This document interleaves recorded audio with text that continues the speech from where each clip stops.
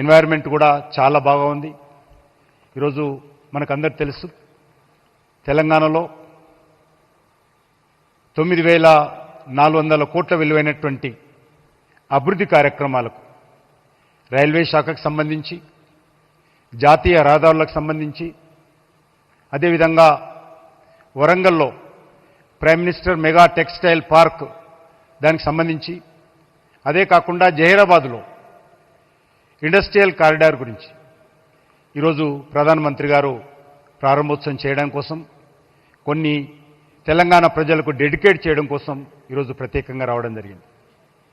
మనకు తెలుసు, తెలంగాణ రాష్ట్రంలో ప్రధానమంత్రిగా బాధ్యతలు చేపట్టిన తర్వాత నరేంద్ర మోడీ గారి నేతృత్వంలో అనేక రకాల అభివృద్ధి కార్యక్రమాలు, జాతీయ రహదారులు స్వాతంత్రం వచ్చినప్పటి నుంచి గౌరవనీయులు నరేంద్ర మోడీ గారు ప్రధానమంత్రిగా బాధ్యతలు చేపట్టిన తర్వాత మరి ఏ రకంగా అభివృద్ధి జరిగిందో మనకు తెలుసు. స్వాతంత్రం వచ్చినప్పటి నుంచి 2014 వరకు 2,400 కిలోమీటర్ల నేషనల్ హైవేస్ ఉంటే ఈ 11 సంవత్సరాలలో మరి సుమారు 2,600 కిలోమీటర్లు జాతీయ రహదారులు పెరగడం జరిగింది. పెద్ద ఎత్తున కేంద్ర ప్రభుత్వము జాతీయ రహదారుల మీద ఖర్చు పెట్టడం జరిగింది. అందులో ఈరోజు మరికొన్ని రహదారులు చేరుతా ఉన్నాయి. అదేవిధంగా రైల్వే నెట్వర్క్ కూడా ఈరోజు తెలంగాణలో చాలా అభివృద్ధి జరుగుతూ ఉంది.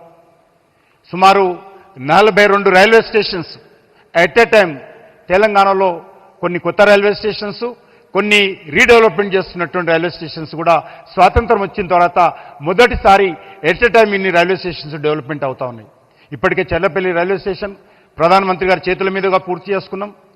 మన రాష్ట్ర రాజధాని అయినటువంటి దక్షిణ భారతదేశంలో one of the biggest railway station అయినటువంటి సికింద్రాబాద్ 220 కోట్లతోటి ప్రధానమంత్రి గారు స్వయంగా వచ్చి భూమి పూజ చేసుకున్నారు. ఈ యొక్క సంవత్సరం ఎండింగ్లో అది శంషాబాద్ ఎయిర్పోర్ట్ లాగా మన యొక్క సికింద్రాబాద్ రైల్వే స్టేషన్ ఉండబోతుందనే విషయాన్ని ఈ సందర్భంగా మనయేస్తున్నాను. అంతేకాదు, ఈరోజు మన యొక్క తెలంగాణ రాష్ట్రంలో సమ్మక్క సారక్క సెంట్రల్ యూనివర్సిటీ కావచ్చు, లేకపోతే మరి రైల్వేకి సంబంధించినటువంటి రైల్ మ్యానుఫ్యాక్చరింగ్ యూనిట్ కావచ్చు, ఎయిమ్స్ హాస్పిటల్ కావచ్చు, ఈ రకంగా అనేక, రామగుండంలో ఫెర్టిలైజర్ పరిశ్రమ కావచ్చు, అనేక రకాల ఈరోజు పనులు ప్రారంభమై మరి కొన్ని భూమి పూజ కావాల్సి కూడా ఉన్నది. స్వాతంత్రం వచ్చినప్పటి నుంచి ఏ రకంగానైతే మన తెలంగాణ అభివృద్ధి జరిగిందో అదే స్థాయిలో మరింతగా మోడీ గారి యొక్క సహాయ సహకారాలతోటి ఈ యొక్క తెలంగాణ కూడా అభివృద్ధి జరుగుతున్న విషయాన్ని ఈ సందర్భంగా మనయేస్తాను. ముఖ్యమంత్రి గారు ఈ మధ్యలో చెప్పినటువంటి 2 అంశాలు, ఎందుకంటే 3 సంవత్సరాల క్రితమే ఈ యొక్క రీజనల్ రింగ్ రోడ్డు సంబంధించినటువంటి పనులు మరి ఆ రోజు కేంద్ర ప్రభుత్వం అంగీకరించింది. దానికి సంబంధించినటువంటి ల్యాండ్ అక్విజిషన్ పనులు వేగవంతంగా జరుగుతూ ఉన్నాయి.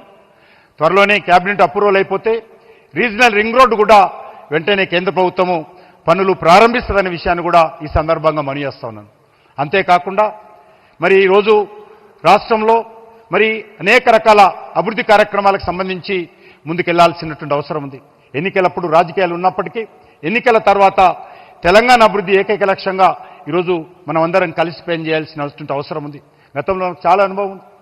ప్రధానమంత్రి గారు రామగుండం ఫెర్టిలైజర్ పరిశ్రమ ప్రారంభించడానికి, అదేవిధంగా మరి 13,000 కోట్ల రూపాయలతోటి ఎన్టీపీసీ పవర్ ప్రాజెక్టులు ప్రారంభించడానికి వచ్చినప్పుడు మరి ఆ రోజు ముఖ్యమంత్రి రాలేదు.